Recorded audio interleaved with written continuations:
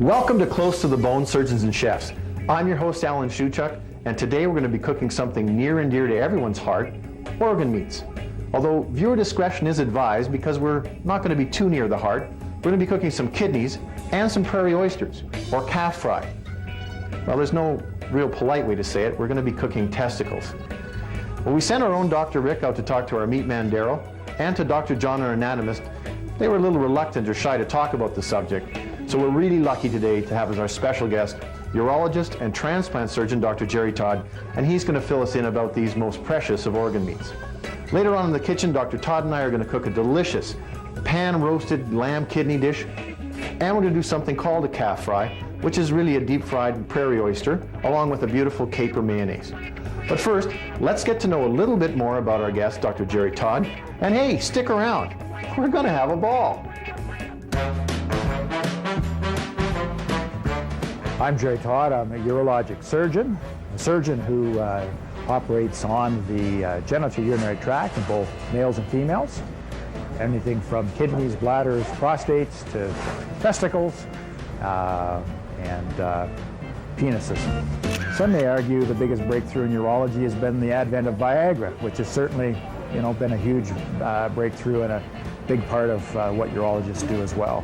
One of the big draws to surgery versus other aspects of medicine is that you have a problem and you deal with it, and the problem is resolved.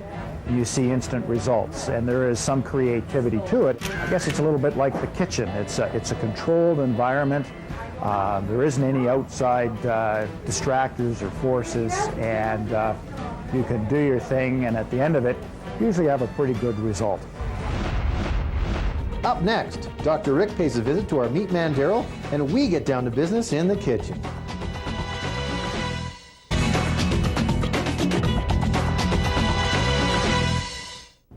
Hey, Rick. Daryl, how are you doing? I'm good. So what's on the menu?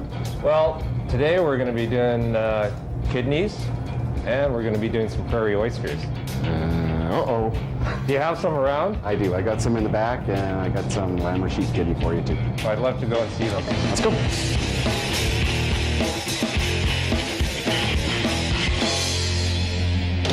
Here's our lamb or sheep kidneys. They're relatively small. They're smooth, and they're the mildest tasting of all the kidneys. Are there very many differences between the sheep and the beef and the pork? Yes, the sheep and lamb and pork are a smooth kidney. There is two of them in the animal.